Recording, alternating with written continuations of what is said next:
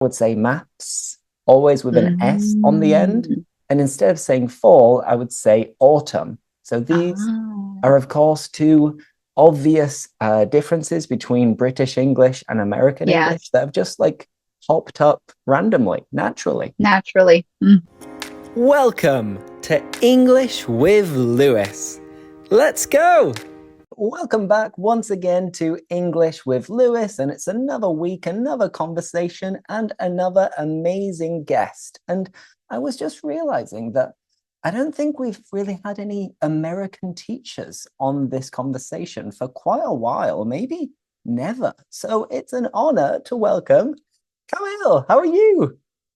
Hey, good. Thank you so much for having me. What an honor to be your maybe first guest from the USA, the first American teacher. Excited to be here.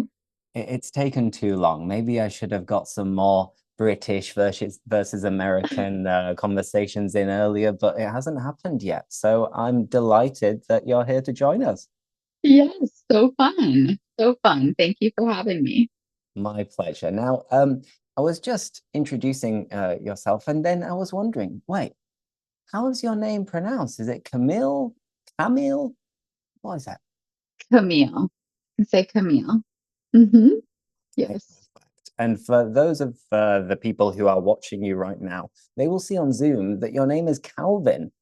Who is he? Oh no, am I starting getting my husband's name? Okay, so I sent the link to my husband and it's in on his name. I didn't even know. I have a Learn English with Camille link as well. So I'm glad you recognize that. I don't know.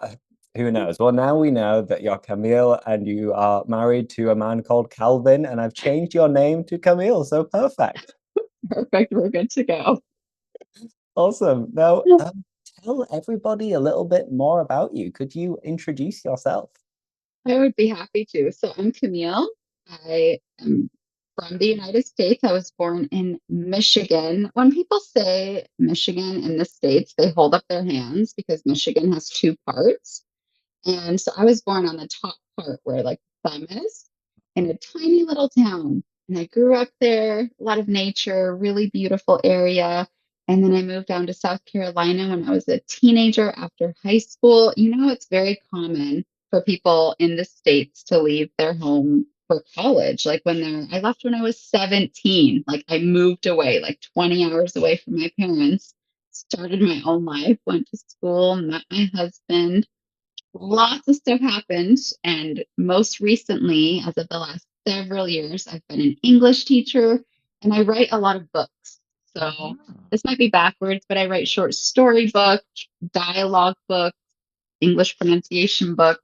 That's one of my biggest passions with teaching is providing books and courses and things like that. Excellent, Yeah. fantastic. And I think this is a little bit of a gap in the market almost, because Mm, there's so much content online, so many YouTube videos, and so many shorts and stuff like that. it's true. But people have maybe got out of the habit of reading in order to improve their English. So, tell us a little bit more about how you got into making these books and why do you think they're so useful for learners? Oh, that's a great question. So, I am a language learner myself. I've studied five foreign languages. I love languages. And one of the best ways that I learn is through reading, and it's through reading interesting real life content. And so that's what I try to write for the English language learner, something that they can not just memorize a list of vocabulary words, but they can learn vocabulary through short stories, through real life dialogue. And I think audio is so important. So all my books come with audio as well. Mm. And it's just a great way to learn. And the stories aren't, it's not like you're reading a novel, you know, it can be discouraging to try to read. I've tried to read novels in Italian and given up because they're so long. So with short stories, you feel like I'm accomplishing something, I'm learning something. I can get through a short story. And I think it's just a real great way to enrich your language learning experience. Right. Now, I love short stories because I'm not a big reader. I'm not an avid reader. So it's true that for me, it's very discouraging to pick up a book and think like, oh, like 400 pages, 1,000 Yeah. pages. There's no way I'll get through this. And I have Yeah. read a few short stories in French, and it's Hmm. true that it was very, very beneficial, very helpful. And I could feel like if I only dedicate 15, 20 minutes per day, then I'm like Yeah. ticking the box and Yes. practicing my language skills because, as they say, little and often is much better when it Hmm. comes to learning a language. Yeah. I can totally agree with you on that one. And I'm interested. How do you actually come up with the ideas? What is the brainstorming process like? Yeah, that's a good question. So, like my travel storybook that I wrote, it's all real stories from my travels around the world. So, I just would sit down in the beginning and try to think of funny things that happened. I mean, I'm a journaler too. So, I have a journal, I write in my journal. So, I can go back to that for reference as well. But just a lot, and even my short stories book, like, or all of them, yeah, I have three of them. The two short stories for learner ones have real life stories of things that happen in my life as well. And I find them quite easy to write. Like I love coming up with interesting ideas. And so not all of them are true stories in those books, but it's so fun to be creative and write a story and just get lost in the moment for a bit. Awesome. So could you give us a little bit of a hint and a teaser at one of the real stories that happened to you? Yeah, sure. Let me just look here for reference. So I talk about, oh, this was a real story in my intermediate book about a train ride in Hungary in Budapest Hmm. when we left the train because they were trying to fine us for having the wrong tickets. So we got Oh, off the really? train. Yes, so You were that on really the run. happened. Yes, another one in this book is my first time taking the bus in Turkey by myself. I was so scared. Um, yeah. Then some of these are just like shopping or going to the dentist or the doctor's, missing a flight. And I put like my parents' names in there and just I have fun with the stories. Even if the ones they're not real, I use my like real people in my life as inspiration. Wow. So it's like almost like autobiographies, but to learn English. A little bit, a little bit. Now, you've mentioned traveling. I know you travel Yeah. a lot, but where are you based at the moment? Where do you live? So we are currently in a small city called Viana do Castelo in Portugal. It's about 45 minutes north of Porto, which is the second biggest city in Portugal, and it's a 30-minute drive to Spain, to northern Spain. So it's a great coastal town. We love it. We've been here about 9 months so far. Okay. So 9 months, is this like your home now? Are you planning on staying there in the long run? Yeah, one of our dreams has always been to have a European passport. And so we're hoping to stay here. The pathway in Portugal seems to be, I mean, there's always bureaucracy, but it seems to be a little quicker than countries like France or Italy, for example. So we're hoping to stay for an extended amount of time. Once we get the residence visa here, we can travel more frequently again. Okay. So we're just waiting for that. It's a long process. It can take up to 2 years.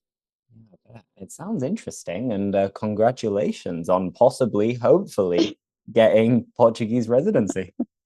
Thank you so much. Fingers crossed. Touch wood, touch wood. Um, Yes. but for you, you mentioned that traveling started when you left your hometown in Michigan and went to South Carolina. And then Hmm. since then, you haven't really stopped traveling, have you? That's true. I've been traveling, I think since I've been like 16 or 17, all over the world, all over the United States, living in different countries, living in different states. I love travel. And people would tell me because I have three kids, and they'd be like, just wait until you have kids. You probably will settle down. And so I thought that in my mind, okay, I'll have kids and then I'll settle down. But we continue to travel. Like since I've been pregnant with all three of my kids, they've been travelers, like in my womb. And so they love to travel, they love to explore new things, and it's just a great way to spend time as a family as well. And do you ever get fed up of it and think like, oh no, I want to go back to South Carolina now? I get tired, but I wouldn't say fed up. I don't really, now that we have a home base here, if we start traveling again, I'll be like, I want to go back to home in Portugal. We Uh-huh. don't really consider South Carolina necessarily home anymore. We don't want to go back there and live in the United States, which is crazy for a lot of people. It's their dream to live in the States, but it's not ours. So, It's interesting. Like, obviously, I have traveled a lot as well, and I've spent time in different countries. I lived in Argentina for 6 months, Italy for 6 months, Australia for a year, Spain for many years. Now I'm in wow. Belgium. So it's definitely something that we share. But at the same time, I do think that I want to have a home, and I'd like to invest Mm, in property in Spain by the hmm beach. hmm But Oh, at yeah. the same time, I would want to be like spending, I don't know, 1 month in Colombia, another month Yeah. in China, and have That's that so every single year. appealing. That's so appealing to me too. Yeah, I love that idea. So that's sort of our idea too, is to not travel so much because we do get tired of living out of our suitcases. Mhm. And so to have a home base in Portugal, but then to be able to go 1 month here, 1 month there, that's ideal. Living Hmm the dream, right? Yes, yes. So you mentioned Turkey as well. Which countries have you lived in? So, lived in for how long? How long is considered living Let's in a say country? I'm gonna say around about 6 months. So five, six Okay, months. Let's say about half a year, I think just about counts okay, as living there. okay. Yeah. So then I would say there's few. We've lived in Mexico, we've lived in Spain. I know it doesn't count as another country, but Hawaii, the Uh-huh. Hawaiian Islands are so different from the mainland USA. We lived in Hawaii for several years. And when we travel, we usually get the, 90 days in the country. So we've spent 90 days in many, many countries. But as far as living, of course, then Portugal as well. Okay. Yeah. Um, hmm Hawaii, what's it like? Oh, it's beautiful. It's like paradise, but you get island fever and you're like, Mhm. I want to just go somewhere, but everywhere's so far. You can just go to another Hawaiian island, like Mhm. the quickest place is back to the States and it's a 5 hour flight. So it's beautiful. The smells are amazing. The sunrise, the sunset, the flowers, the people, it's chill vibes. It's expensive. Uh-huh. It's the most expensive place I think we've ever lived. Oh, really? Is it Yeah. that bad? It's expensive. Yes. Yes. But it's beautiful. I don't regret our time living there at all. Excellent. And obviously, in Hawaii, you didn't need to learn another language, but usually No. when you go to other countries for 90 days or 6 months, I imagine that you immerse yourself in the culture and you try to pick up as many words and get as fluent as possible. So, that being said, how do you do it? How do you learn languages? What is your method? Yeah. I have had a lot of trial and error when it comes to learning languages. So the first language I learned, I was 27 years old, and it was Spanish. And we Mhm. actually went to Mexico. We had traditional classes with a teacher, and we lived with a Spanish speaking only family. So Okay. that was the only time we've ever done that sort of experience. But after 3 months, we were already like broken conversational because we were so immersed with the language. And then we moved to Spain and lived there for 2 years. And so we got a lot of practice. The accent was different. Of course, Yeah. some of the vocabulary was different, but it was still immersion. Then I decided to learn Italian while we were in Hawaii. And I always start out, if possible, with Pimsleur because it sort of starts you out at zero and builds up. And it's listening in my native language, English, and then giving the Italian, and it's listen, repeat, listen, repeat. And then I start simple apps like Duolingo or Memrise, just trying to get some vocabulary and understanding. Uh-huh. And then I just try to find interesting content on YouTube usually. YouTube is like my go to place. I try looking for beginner books and then I just keep growing. And it's amazing if you dedicate 1 hour, 2 hours a day over the course of a year, how much you can actually learn with a language. And so going from Spanish to Italian, then to Portuguese, then to French. They're all Latin based. Mhm. So my method was similar, and I struggled the most with French, I would say, because the pronunciation is tough. I don't know how Yeah. you feel about it. There are so many words that are like pronounced exactly the same way and they mean completely different things. Like, oh, it's a Yeah, nightmare sometimes. it's tough. It's tough. And going to Turkish was like punch in the face, so hard. Knockout. Still so hard. Yes. People that say Turkish is easy, I'm sorry, but it's just not for me at least. And coming from, English as my native tongue, Latin, they have nothing to do with Turkish. Yes, there's some French influence with Turkish words and even American words that are similar, but the grammatical structure. It's an agglutinative language. And so there's not many beginner resources that I found. So you kind of have to like fight your way of trying to figure things out until you get a little more advanced and can start appreciating a little harder, I guess, content. Everything's hard. Exactly. Yeah, I'm taking Turkish classes now with a tutor. And how's it going? Mhm. It's going. Yeah, there's a little bit It's of going. progress, I guess, Yeah, bit by I bit. feel like I have like Tarzan Turkish. Like I would not be lost moving to Turkey. I would be able to get by, order food, like communicate. It would be hard for me to understand what they're saying. That is like a different thing. And then, of course, living with people, the language is different than what you get like from a book, you know? And all of this, it seems like a lot of the things that you do, at least at the beginning when you're learning another language, is apps, content, consuming things, listening, Yes, reading. yes. What point do you start like speaking and having conversations and doing language exchanges? Yeah, I would say it's been different for every language, but at least I need to have some sort of a foundation because Mhm. if you're just trying to go and speaking, all you're going to know is like hello in the beginning, and then it's like it can be a huge waste of your time to try to speak when you don't know anything. So I would say it's at least 3 to 4 months in for the Latin languages, and then I think it was probably 6 months in for Turkish before I really like started trying to speak it. And I have Turkish calls now. Like I spoke to a friend yesterday and I get it, but then I don't get it too. You know, like I mean, it sounds very crazy. confusing as well because you're in the north of Portugal, you're right next to Spain, you speak Spanish, so you speak Portuguese at the moment, and then you're continuing to improve your Turkish. Like, Yeah. is it a problem balancing and juggling so many languages at the same time? Yeah. I mean, like when I tried to speak Spanish the other day in Spain, I was understanding everything, but speaking it, it was like, whoa, some Portuguese Yo words were coming falo out. español. Yes. So it's tricky. It's tricky going between the Latin ones.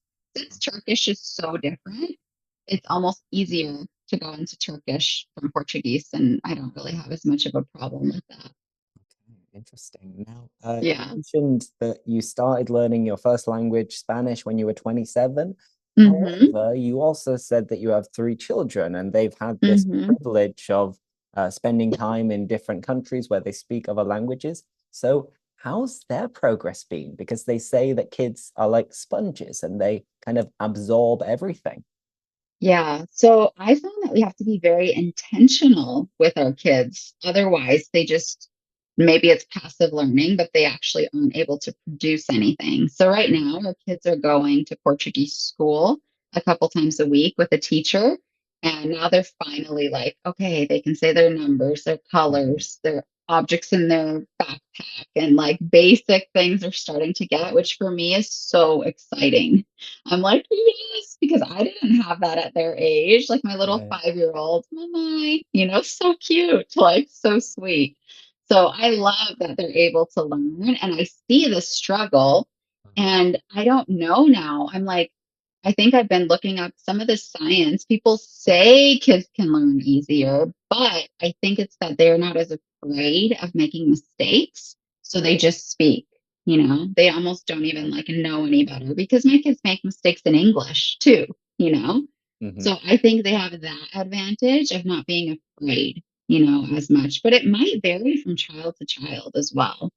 So we're going to just keep going. And I'm hoping to send my kids actually to school to be more immersed with Portuguese in the fall because I've been homeschooling them because of our travels. They've been to school for like one semester in America. It's like very little time in their lives. And so I think it could be Wow. a good way to grow in the language and have more immersion with the culture as well.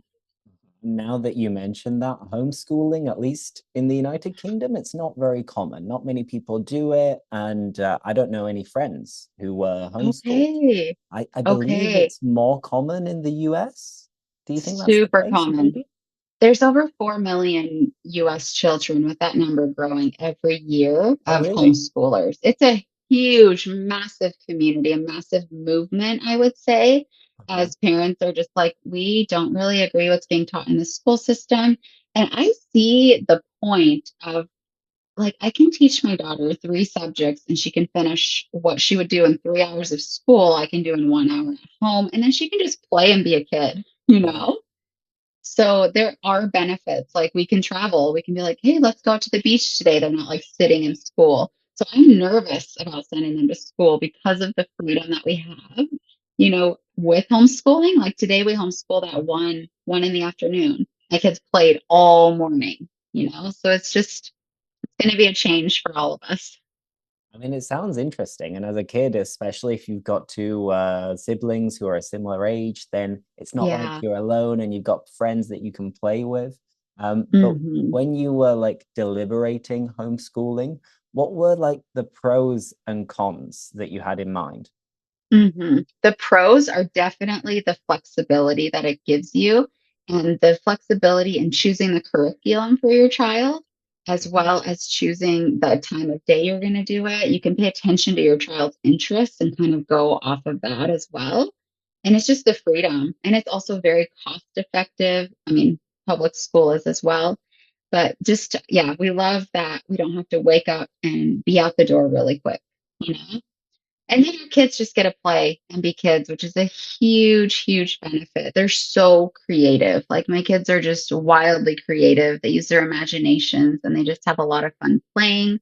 I would say if there's a downside, maybe it'd be, yeah, making other friends hasn't been super easy. Also, because we've moved around so much. The same time, they have each other. They're so tight. They're like the Three Musketeers, best friends, which is amazing. Yeah. Another downside, there's honestly not many downsides. Maybe it's pretty much all positive. Like I I, said, it's it's interesting. it's hard. It's hard work too, like on me, like to Yeah. feel like, am I doing enough for my child's education? Because it falls on the parent. So that's the thing. It's like tiring. Like, sometimes it's hard to motivate, always be the one to motivate your kids to do their studies and do their work. So that could be a downside. No, it Mhm. sounds amazing. And when you're teaching, what do you like to teach them the most? Like, what kind of subjects do you enjoy, and which ones are you not so keen on teaching? Good question. I don't really like math very much. It's like hard, even fourth grade math. I'm like, wow, this is crazy. Like algebra, and I'm No, terrible my at fourth maths. grade math is hard. I'm telling you, my 10-year-old, he's like, Mom. I'm like, I know, it's hard. I'm learning again with you. It's cool to see. I've taught both of my older kids how to read. So to have them go from not reading and learning their teaching them their ABCs, their sounds, and how to read books is very rewarding. Very tough. Like, my son learned really quick. My daughter, it was probably a year later. But now to see the fruit of, like, wow, like, because of that daily investment, she's reading, that's very rewarding. It sounds amazing. Like, good on you. Long may it continue. And I hope it goes well in autumn when you send them to, when and if Oh, you send them to yeah. school. I'm sure you'll Thank be a little you. bit teary-eyed when you send them off. Like, Yeah. go on, Musketeers, you can do this. I believe in you. Yes, exactly. They'll be fine. They'll be fine. Yeah. You mentioned math and you also mentioned fall. I wouldn't say either of these things. First, I would say maps, always with an S on the end. Mm. And instead of saying fall, I would say autumn. So these Ah, are, of course, two obvious differences between British English and American yes, English that have just like popped up randomly, naturally. naturally. So let's go over some more differences. I'm going to say a word in British English, and hopefully you know what I'm referring to. And then you can Okay, tell me the equivalent in American English. All right, perfect. ready? hmm So first, let's start with some food. So, hmm, courgette. I think we say eggplant. No. Oh, zucchini. Zucchini. Okay. I was like second guessing myself. It's like, Yeah, yeah. really? No. Same family. So courgette and zucchini, and then aubergine. Eggplant. There we Okay, go. okay. Got it. Yes. And more food, biscuits. Cookies. Excellent. And sweets. Candies. Exactly. Okay. Wonderful. Let's keep Uh-huh. going. And if you're driving on a very, very big road in the UK, we'd say this is a motorway, Freeway. freeway or highway, perhaps. Highway. Highway. Mm-hmm. And then related to their vehicles themselves. For a big, long vehicle used to transport different things, we call this a lorry. A truck or a van? What Uh-huh. they say? Right. Yeah, Okay. yeah, a truck. Mm-hmm. And I'm learning British English. I know this is a class for you too. Yes. Let's just do one or Oh, two more. Hmm. Decisions. I'm just coming up with these off the top of my head. I'm good idiom. improvising as much as Mm-hmm. possible. Mm-hmm. But what else could we do? Hmm. I might have to think about it. I might have to mull it over because right now my mind has gone blank. Oh no. Okay. I was thinking, don't you say we say chips? Okay, yeah. We say Mm-hmm. crisps in this case when it comes from a packet.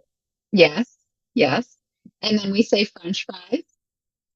And we'd say chips, hence the Yeah. famous dish, fish and Mm-hmm. chips. And Mm-hmm. related to that, did you know that French fries didn't actually originate in France? Yes, I have heard that one. Where did they originate? Where you are, right? Exactly, in Yeah. Belgium. And Belgians will let you know. They will tell you. Okay. It's like French fries are not French, hey? The Belgian fries. Yes. That's Awesome. awesome. Cool, cool, cool. Now, how did you get into posting content on YouTube and Instagram? What is your story with this? Yeah, during the pandemic. We were supposed to move to Spain, but then the pandemic happened. And then at that time, I was learning Portuguese, and I kept having people tell me, you should, because I was helping them with English while they were helping me with Portuguese. And they were like, you should start a YouTube channel. And I got that a few times. And we like the signs, and we're like, that's kind of a big deal to start a YouTube channel. So my husband was like, God, if that's really you, like send a Brazilian to tell us that. And we forgot about it. And then a month later, a Brazilian was like, Camille, you should start a YouTube channel. And we remembered. And so we're like, let's start it. So it started with YouTube, which never really got huge, but we had fun. We didn't really know what we were doing. We didn't really know what kind of content we wanted to create. So we didn't have like a clear strategy at all for the first year. The second year, we're like, I think it's definitely like English. We're going to focus on that because I was doing some polyglot stuff in different languages because I love that. So yeah, we started doing English and then it really developed into real life English. And now I do a lot with my kids as well. And so I'm on all the platforms, TikTok, Instagram, Facebook. hmm And so now you've been going for like 4 years, maybe almost. Yeah, 4 years already. How? I don't even Yeah, know. mental. Which platform do you actually use yourself the most to like consume content? YouTube, for sure. And it's mostly language related content. I watch a lot of channels to learn languages. hmm And are you one of the kind of peoples that is always like scrolling up and down No. on TikTok and N Instagram? No, no. I barely even use those apps. It's mainly to post. And then I'm like, I should probably go respond to people's comments too. I'm not a Uh, scroller at all, which I'm so thankful for because you can get sucked into that. So I'm not a scroller. I'll sometimes watch the first few friends' stories, on my mhm. Instagram. Okay, I'll post, I'll try to comment, I'll try to respond to people's messages because I do get a lot of messages that come through. And I would say that's it. I don't use Instagram a whole lot other than that. good. I think I've started to use it less since posting content because now I'm Hmm. always thinking about posting content. I spend a lot of time editing it as well. Yeah. I'm so like Hmm. uber consistent, maybe too consistent with my videos where I post every single Hmm. day on two different channels. So Wow. I'm kind of consumed by the content that I'm creating. And that Yeah. means that I don't really have time to like go up and down and scroll on No. other people's profiles. But I'm a little bit addicted to making content at the moment. And Okay. I, Yeah. I, I don't know if it's a problem or it's a positive thing, but it allows me to stay motivated and want to be as consistent Yeah. as possible. Um, Hmm. but usually once, twice a week, I'll make some videos. And then from there, I've got enough for a whole I'm week. so sorry. I see you And have a visitor. mom's doing an interview. He can, of Can you course, talk to stay if he wants to. I'm can you sure talk he's going to to be to Val about it, sweetie? Mom really will be well done in a behaved. few minutes. Real life. I figured it might happen. Calvin went to get a haircut because I took over his computer. So he's like, well, I can't work. And we have a babysitter right now, but they still love mom. Yeah, this is great. During the pandemic, I remember there was a really good, funny viral video that was of like a BBC broadcaster, and he was recording something really important. And then his little baby came in and was Yeah, like, it's just real life. What happened? And our door doesn't have a good lock, so I can't actually lock our door either. So I missed the last thing you were saying about creating content. If you could say that again, that would help me no, refocus. absolutely, absolutely. Now, so I was just mentioning that I'm kind of addicted to making content and making sure I'm so consistent, uploading all the time, because at the end of the day, this is my job apart from teaching, Hmm. and I want to Hmm. be as successful as possible. And the way that I organize myself usually is by recording once or twice per week, and then I'll Hmm. record a week's worth of content, Yeah. trying to make it as quick as possible. I wish I could Yeah. spend more time to improve the quality, Yeah. but I just don't have the time. And Yeah. more recently, with these conversations on YouTube, it's kind of time effective. And I believe, Hmm. let me know in the comments if you agree, that it's a great way for people to practice their vocabulary, their listening, their pronunciation. And it's not like the TikTok algorithm where Hmm. everything is very like snappy, very quick, Yeah. where you need to Yeah. learn things so fast, but then it usually goes in one ear and out the other. Hmm. I don't Hmm. know how you organize your content creation, like if you have a set day or how you come up with ideas. What's your process? Yeah. So I love to watch these kinds of videos, like Turkish interviews with people about their life, about these kind of things. Those are some of my favorite videos that I consume. So I think Mhm. it's cool that we get to create this video. As far as how I organize my stuff, it is pretty random. I only post 4 times a week usually, and sometimes I recycle my old reels as well. Mhm. And so I do batch record though. So I'll film like 10 reels in one day, and then I won't film for 3 weeks, and I'll just usually edit them pretty quickly, like within those first few days. So I have it done. Uh-huh. For YouTube, I'm like, oh, I have one video left. I post every other week. So I'll need to I batch film for that too. I just try to do 4 little longer form content Mhm. pieces in like when I film. And then I have an editor that edits my YouTube videos. So I don't do that, but I do write my subtitles and upload them to YouTube. Yeah. And does it ever get a little bit tiring? And do you like lose motivation to Oh, stay yeah. present online? Yeah. It's up and down, I feel like. And the algorithm, it's just like the algorithm. Yeah. It's up and down. Yeah. So I used to be like, oh my gosh, this video is just not performing well. And I used to be bummed out. But I just realized that I don't get attached to my results anymore. So if I post a video and it performs bad, if it bombs, I'm just like, it's okay. I'll try to repost it another time later and see if it does better.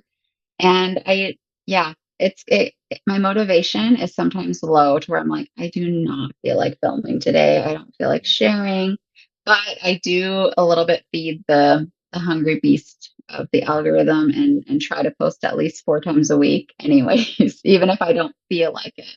Yeah. The hungry beast. I like it. Like it's never satisfied, like it only wants more. And so, yeah, I don't want it to like be so much like that much taking over my life. You know what I mean? So I found I think a pretty good balance Mhm. to where, yeah, I'm not having to post. Some people post twice a day, 3 times. I'm like, I couldn't. No, it's too Yeah. much. I think what's doable for me is usually daily. And That's then I always amazing. feel like I've got a nice little routine, and then I don't really take offense to it if a video doesn't do well, because Yeah. the way that I am, I guess my personality is that I'll always kind of use something to motivate myself further. So I'll be like, Mm-hmm. oh, that was a bad video. Well, let's see if I can do a better one tomorrow and next week. And that Yeah. will just Yeah. spur me on a little bit. That's really good. Mm-hmm. Cool. So we'll finish off in a few minutes, but before we call it a day, let's just ask some quick, random, light-hearted questions. So, Okay. quick fire, ready? Yeah. So is it like you're going to ask them me or are you asking them all? I'm going to ask a question. If you have another question that you want to ask me, then by all means, go ahead. Um, First things first, cats or dogs, and why? Oh, that's actually hard. I would say dogs because I grew up with them. Mm-hmm. You? I think dogs as well. They're just more affectionate, they're more loving. It's like, a friendship almost. And cats, Yeah. usually they just mind their own business and just use you almost. It's true. Feed me. Stroke me. All right, another question. What is the last thing you ate? The last thing I ate could it be the last thing I drank? The last thing I ate, I did remember it. Oh, okay. The last thing I drank was a matcha tea. And I'm a vegetarian. I ate a quinoa broccoli mushroom bowl. Like I made like a bowl for lunch after I had a piece of chocolate. So I guess the chocolate would be the last thing I ate, technically. Um, Very healthy, by the way. Yeah. It's like quinoa, broccoli, and everything. Hmm. Yeah, I try Yeah. to feed my body well. It helps your brain for language learning. Okay, so then you can feed the algorithm, right? Exactly. Yeah. Awesome. And if you could choose a city that you could visit this weekend, and the possibilities are endless, which city would you pick?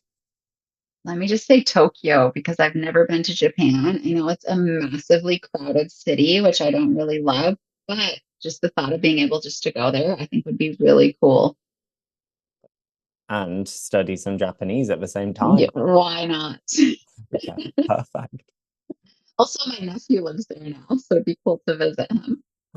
Well, the reasons is just adding up. Yeah. Yeah. What about you? I think right now, this weekend, I'm gonna say something very logical, just because it's very, very close. But I've been to Amsterdam once or twice, but it was like a Hmm. decade ago, and it's Okay. very close to Brussels. I could get a nice little direct train for an hour and a bit, Hmm. get to Hmm. Amsterdam. It's a beautiful city, and I could have some beers, maybe check out a local cafe to sample some of its Yeah. produce. and come back and get back into the routine on Monday. It wouldn't be a too like crazy, no time change or anything like that. So be pretty chill. When in Rome, you know? Yes. Excellent. Let's go to Rome too. I love Rome. 100%. And okay, continuing with food, I always end up speaking about food. Oh, Uh, so good. Love it. what country's cuisine do you think is the best? Which country's cuisine is your favorite? Yeah, I always say Italy because Italy is just, I mean, it might be cliche, but I just love it. I love their pizza, their pasta, their gelato. They're just amazing. Yeah. I'd love a gelato right now. Oh, me too. What's your favorite flavor? I usually go white chocolate. I like white chocolate, like Oh. caramel, dulce de leche kind of thing as well. Mm-hmm. Mm-hmm. Um, but yeah, I'm partial to a bit of everything as long as it doesn't have nuts in, because I've got to be a little bit Okay. careful with nuts because I'm allergic to peanuts, and with others, there are a lot of big Okay. question marks. So it's better Mm-hmm. not to risk it. Yeah, that's true. You don't want to end up in the emergency room. Yeah, not advisable. Awesome. I think that'll do for today. I hope people have enjoyed this conversation and learned a lot Yeah. more about you, your life, traveling, homeschooling, your books as well. I'll add in a little link in case anyone's interested and they want to check it out and learn more about you because, as I said, a lot of them are like autobiographies. Yeah, exactly. Exactly. Thank you so much. It was a lot of fun. Thank you for having me. And thank you guys for watching this video. Awesome. It was absolutely my pleasure. And yeah, thank you for watching. Don't forget to like it. And if you have any further questions for us, then you can just write them in the comments and we can get back to you. So, on that note, thank you and goodbye. Bye. Thanks for watching. Like, subscribe, and see you next time.